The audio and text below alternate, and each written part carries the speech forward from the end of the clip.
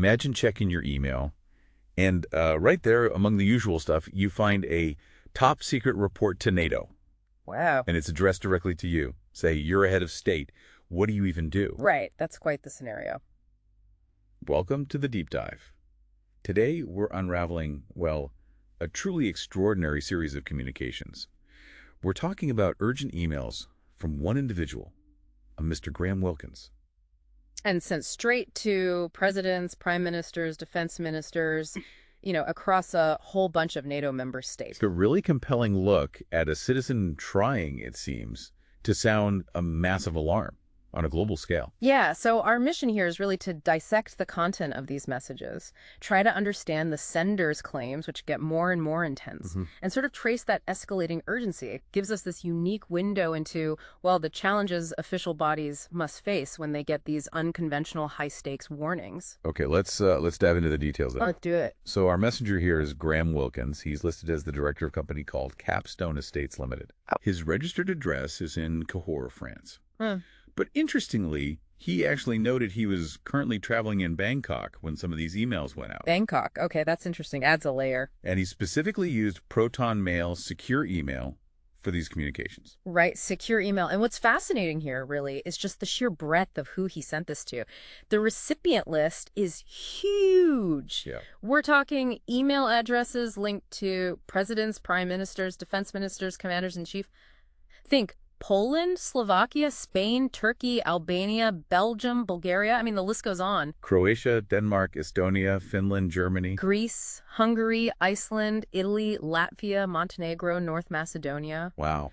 Plus, officials in the UK and the USA. It wasn't like a general inquiry form. Wow. This was direct, unfiltered, straight to the top. That directness is key, isn't it? Absolutely. It really highlights this challenge. How do modern governments sort the genuine, maybe unconventional threats from just noise, especially when it bypasses all the usual channels? Makes sense.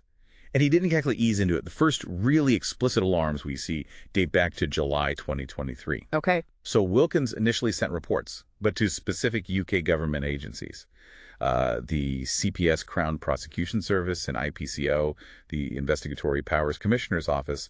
That was July 10th and 23rd. Right, so starting within the UK system, but then just a day later, July 24th, 2023, that's when the emails to this massive international list became much more explicit. How so? The subject lines were things like urgent national security, NATO defense, and emergency, immediate action required. Very direct. No mistake in the tone there. Not at all. And the content. Stark claims, he wrote.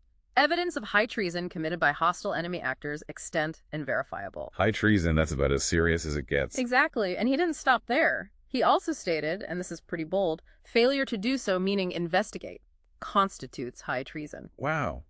So inaction itself is treason, in his view. That seems to be the implication. And he even invoked the NATO principle. An attack on one is an attack on all, clearly trying to trigger that collective defense idea. Okay, so that was July. Then we move into August 2023, and things seem to escalate further. They really do.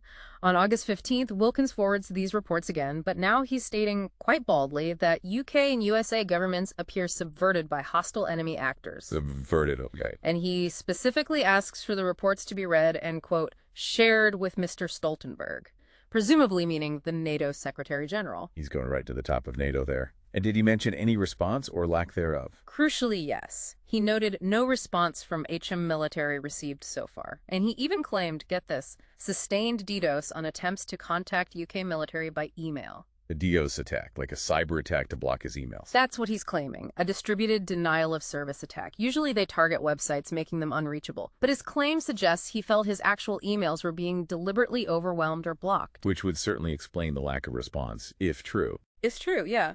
And he hammers it home again. Immediate action required. And UK appears completely subverted by hostile enemy actors. The rhetoric is just constantly ramping up. It feels like a pattern, almost.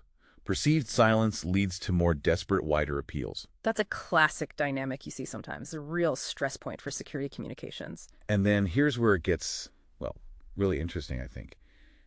His persistence. These urgent messages, he didn't just send them once in August. Oh. He personally forwarded them again and again. On August 22nd, then the 23rd, and again on the 24th. Same emails, same huge list of international officials. Wow.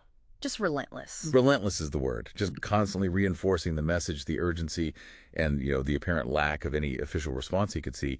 The tenacity is quite something. Yeah. So what does this all mean then? We sort of unpack this series of pretty extraordinary, very urgent emails sent by one person directly to the highest levels of NATO governments, alleging national subversion, treason, and this critical lack of response from the official channels he tried first. It really does raise a significant question, something for you, the listener, to think about.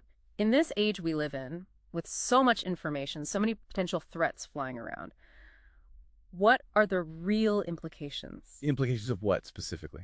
Well, when an individual, someone completely outside the traditional intelligence structures, takes such extreme steps to alert global leaders about what they genuinely seem to perceive as a dire emergency. Right. And maybe more importantly, what challenges does that present for the official bodies on the receiving end? How do they handle these unconventional, incredibly high-stakes warnings? It's a tough one.